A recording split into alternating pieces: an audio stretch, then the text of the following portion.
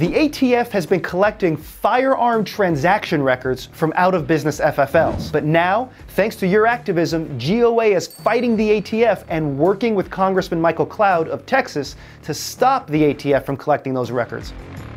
Hey guys, Phil with the Minuteman Moment. GOA first broke the story by sharing leaked documents exclusively with the Free Beacon last month. And dozens, literally dozens of outlets have since covered the story. And even some anti-gunners have come out to make excuses for the ATF because they felt they had to. Like there's this quote from the ATF in that same Free Beacon article. The National Tracing Center processes millions of out-of-business records each month. However, those out-of-business records do not constitute an initiation or continuation of any federal gun registry. Yeah. Like, good luck getting gun owners to believe that one. And so that's why GOA's Antonia Okafor even went on Tucker Carlson to explain. Check this out. Well, here's a story for you. The Biden administration apparently has secretly amassed a database of more than 50 million gun owners in this country. They're not supposed to be doing that. The Washington Free Beacon obtained ATF documents that show they're collecting and storing records on private gun transactions, it looks like, to build a database of gun owners. That is the nightmare scenario. Again, they're not supposed to be doing that.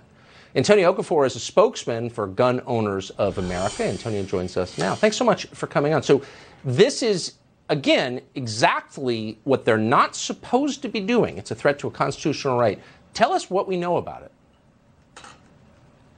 Yes, well, Gun Owners of America has obtained information and shown that the ATF has actually been holding onto these records from people who have been part of out-of-business gun stores. That's right. When a gun store goes out of business, they are required to turn over the last 20 years of firearm transaction records to the ATF, who then puts that in a database or a registry. But the story doesn't end there. But what the Biden administration is trying to do right now is to extend that where 100% of these gun owners are collected so they can use that to essentially continue a gun registration. And that's exactly what GOA pointed out in the Biden administration's frame or receiver proposed rule. Currently, the records can be destroyed after 20 years, which means an out-of-business FFL doesn't have to turn in those records. And by the way, your FFL should be destroying those records older than 20 years.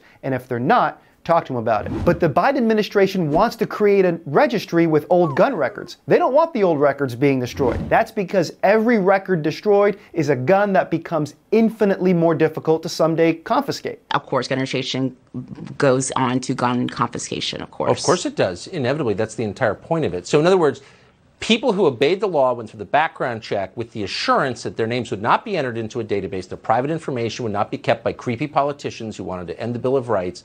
Those people have been betrayed. Absolutely. And like you said before, this is unconstitutional. That is very well said, Antonia. Thank you.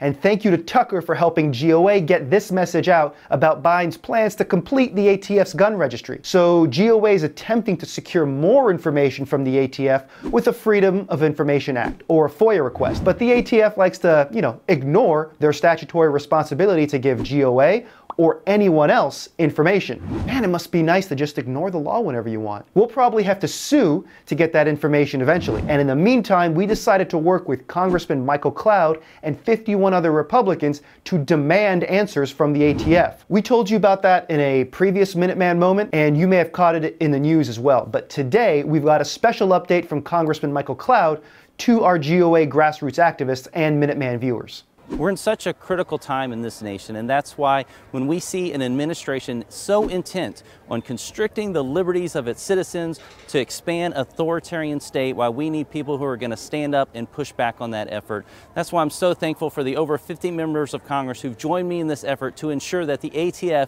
does not illegally impose a gun registry on law-abiding citizens. We have to protect the Second Amendment rights of every law-abiding citizen here in the United States of America. That's why GOA is proud to endorse a Second Amendment defender like Michael Cloud. He's one of the guys fighting for you every day. And GOA isn't just writing articles or getting on the news or helping members of Congress write sternly worded letters. We're demanding accountability and working towards repealing all these gun laws. Between GOA and our members, we are getting members of Congress to talk and act on Second Amendment issues.